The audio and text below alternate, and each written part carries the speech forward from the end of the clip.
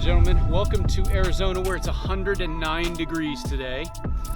And it's gonna get hotter, probably get up to 114. Good news is that there's a wind going, which is bad for shooting, but obviously if there's a wind and it's 109 degrees, it's better than nothing. Airflow is good here. Now, it is like being breathed on by a hot grizzly bear, but nevertheless, it rushes over your face, you start sweating, and then you kind of cool off.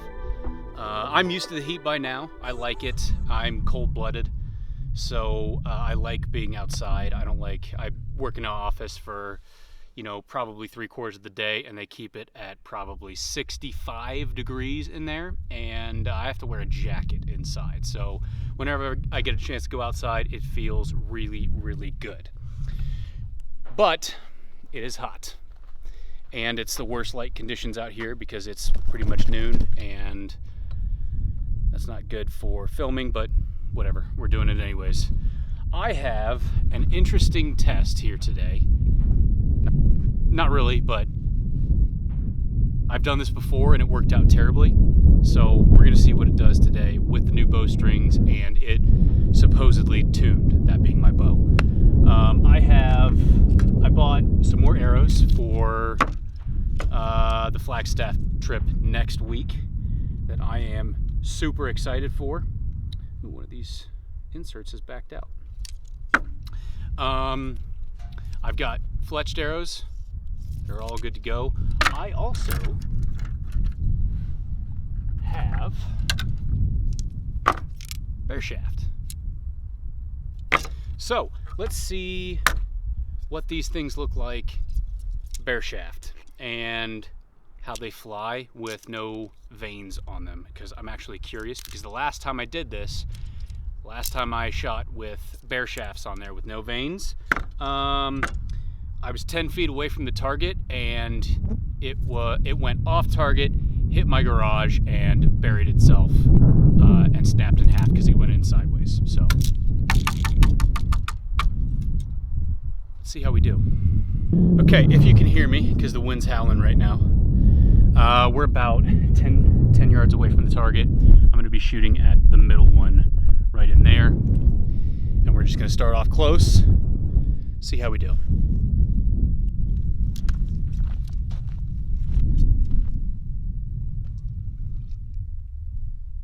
Bear shaft.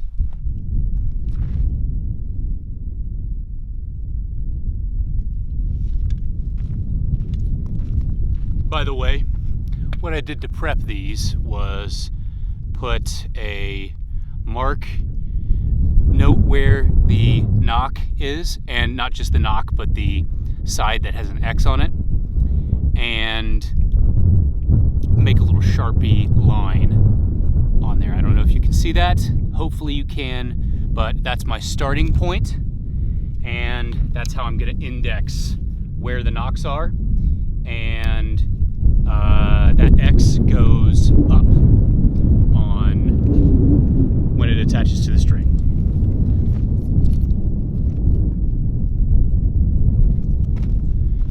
I forgot my release.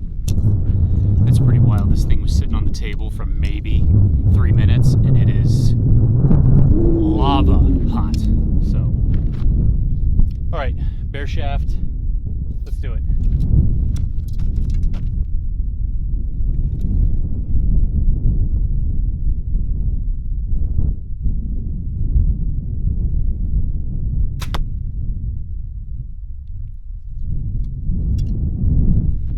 Dead straight to me.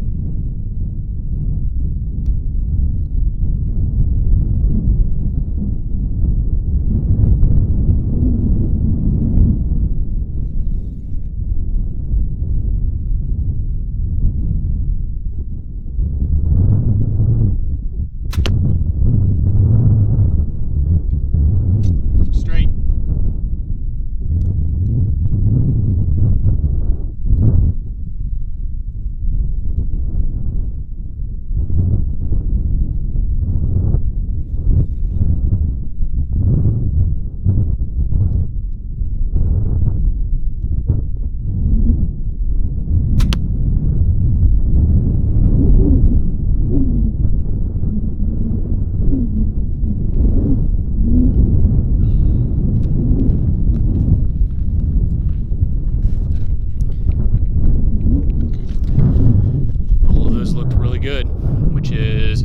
sign. Obviously, I don't want them to hit each other. So, if you come back straight like this, I mean, I feel like that's as good as you could possibly get, to be honest with you. Because they don't have any vanes on them. And this thing, my Hoyt turbo, has been a challenge to tune, should we say. Because it has a shorter brace height. So the speed is just, I mean, I don't know if it IBOs actually at 350. I don't know if that's a lie or not. They usually do lie about that, but then again, if it's only 10 feet per second off of its IBO, and its IBO is higher than everybody else's, and everybody else's is actually 10 below their IBO, you still have one of the fastest bows on the market. So besides those monster safaris and like those Vortex that shoot 370 feet per second. But I think that's why I have so much weight on the end of my arrows, because I want it to tune better. I don't want to shoot one of those 450 grain arrows, because I feel like the faster your bow and the more violent that thing is when it goes off, which my bow is pretty violent, which is where all the noise comes from, but it's harder to tune with lighter arrows. So that being said, I have no problem going out to 100 yards with on my sight with the top pin, and have, you know, plenty of clearance on my sight. So I feel like I can shoot those great big telephone poles because my bow is faster. I don't know if that's actually the case, but I know a couple people who cannot get the range on their bows that I can. Then again, most of the people that I've seen out here, they shoot like 50 or 60 pounds, which I can't really judge them for, because there's going to come a time where I shoot 50 or 60 pounds, and it could be that here soon, getting older, maybe in about 5 years, I shoot predominantly 50 to 60 pounds, and then during hunting season I ramp it up to, 70 pounds. But I don't know, I feel like I don't have a problem getting 110 yards.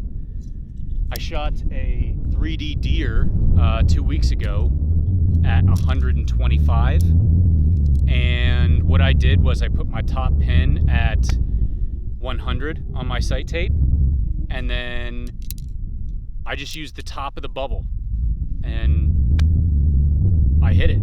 Now, I was off to the left a whole bunch of ways, but I mean, I'm not that good of a shot at 120 yards, so the fact that I hit it and it was dead level with where I was aiming was, I don't know. But I mean, that's kind of the reason why I shoot great big telephone poles out of my bow. And I would probably decrease the weight to maybe 100 grains with this 75 grain insert, and get maybe, I don't know what I would shoot, but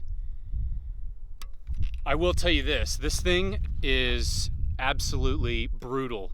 It will not let you, I'm trying to think of the words to say, it is extremely unforgiving on form. If you torque the bow at all, it's, especially with a broadhead on there, it's going off. It's going off the target, and you pretty much have to have perfect form with this thing, which makes sense because that shorter brace height means that arrow's on the string for a lot longer.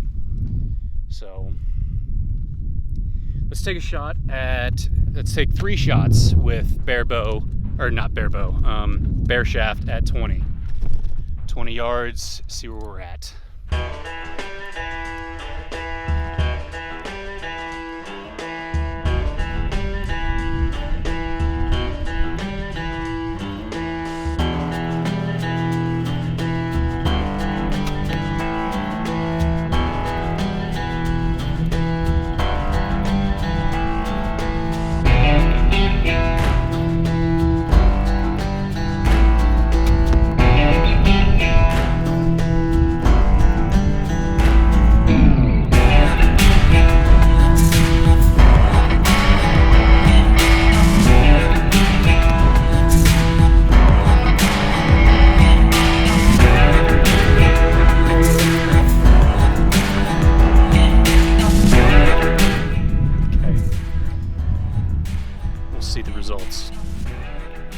shaft at 20 yards. I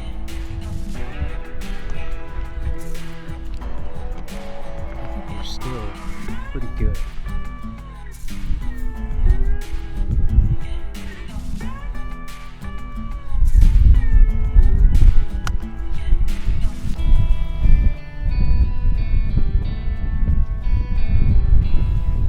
Good. Let's go to 30 and see what happens.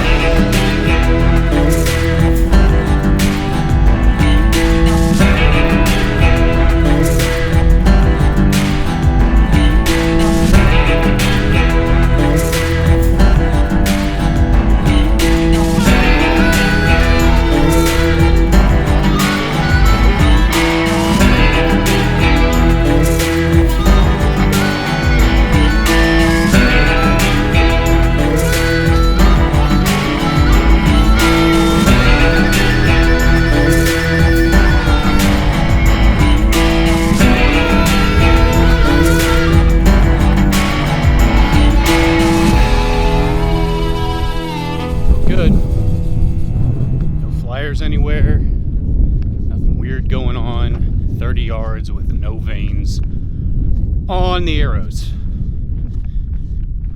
Again, these are 594 grains pretty much. Okay, here's where we see our first wonky arrow, and it happened after all the way at 30 yards. So let's do this. The other two looked pretty good. And again, I'm not an expert at all of this. Trying to get better, but I mean, that's pretty damn good. I'm sorry for the wind. It's terrible. Okay. So let's do this. This is the arrow, and it was tail left. So we've got our Sharpie mark with the X on the Nock, and I think we're just going to rotate it 90 degrees and see what happens.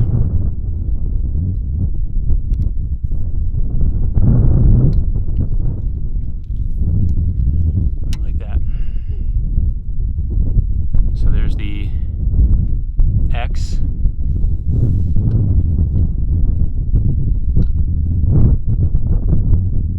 The Nock. And the Sharpie mark. 90 degrees. Let's do it again. Okay, I just shot those again. I don't know if my camera overheated or what. It looks fine. Okay. Here's my first one.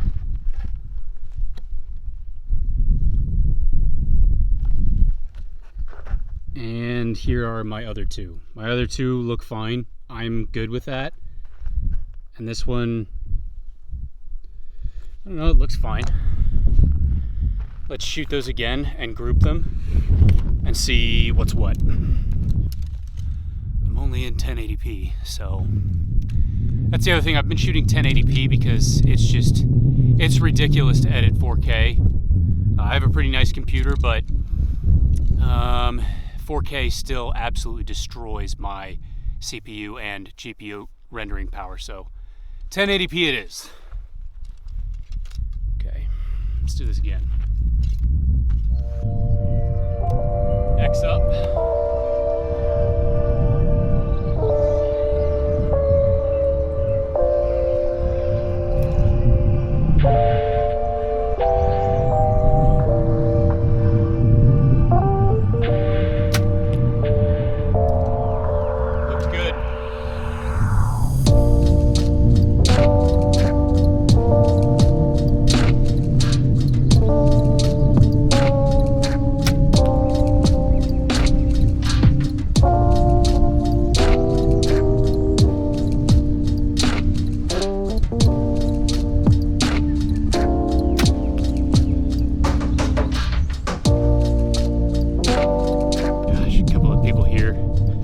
have those Matthews lake stands. God, I envy those. I want one of those so badly. All three of those felt really, really good. So here's the group. So this one was the tail left originally, and it's right in line. So excuse me. Yeah, I'm good with this. Especially after the result that I had about a year and a half ago when I tried to do this. It was just awful. Like, I think my bow is in tune. I think that my bow tech did a good job. Good job, Zach. And I think next step is throwing some broadheads on here. See how they do. There's one more thing that I have to do. I may switch to 125 grain broadheads. I have 125 grain field tips, so I'll test those first, and that'll be down the road just a bit after hike to hunt, because my sight tape is fantastic right now. That'll be later on, and I'll switch to 125 grain broadhead because they're way more widely available, and I don't know, 595 grains minus 25. You're still shooting 570 grains, so that's enough to take out anything I need to. So I think after hike to hunt, that might be the next move to do. Switch to 125 grains with these. Bear shaft tune them. Make sure they're still good to go. Slap some 125 grain tips. Fix my sight tape. Be done with it. And then broadhead test. Make sure that they're still hitting. So, okay, that was way easier than I thought it was going to be. That was, I didn't want to do this until I had a target that big and space enough where, you know, if I missed, it just goes off into the rocks somewhere. So this is good news. This is great. So,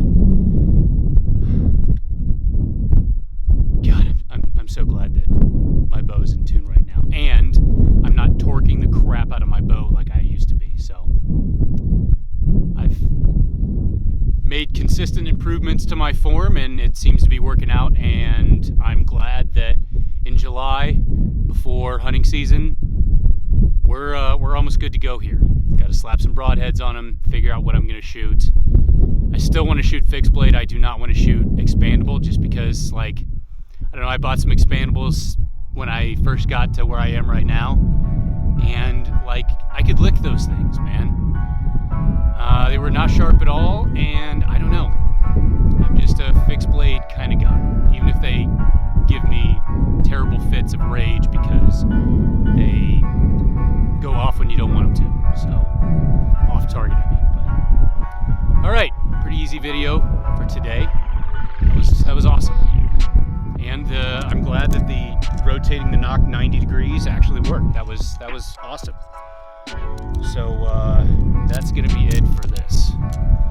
Fantastic day. Thank you so much for watching. I'll see you next time.